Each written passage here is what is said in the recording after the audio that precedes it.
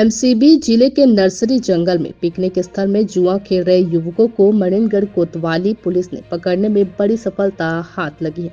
13 जुआरियों से 52 ताश की पत्ती, 62,000 नकद व 2 पहिया वाहन सहित मोबाइल जब्त किया गया।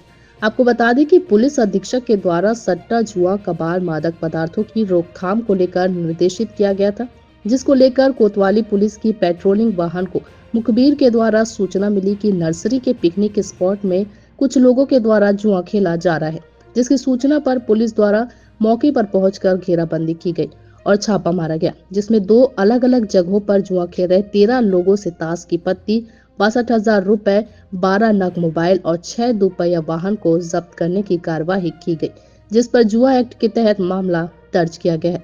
मणिनगढ़ से अशफाक अहमद की रिपोर्ट। एक कार्रवाई की गई है, कितनी रकम, कितने जुआरी हैं, इसके बारे में बताइएगा। मुखबिर द्वारा सूचना मिला है कि हसदो जंगल जहां पिकनिक स्पॉट है वहां कुछ व्यक्ति जुआ खेल रहे हैं। मुखबिर सूचना पर टीम बनाकर मौके में जाकर 13 व्यक्तियों के विरुद्ध 13 जुआ एक्ट की कार्रवाई की गई है, जिसमें 62,000 नकदी, 12 मोबाइल और 6 गाड़ी जब्त की है।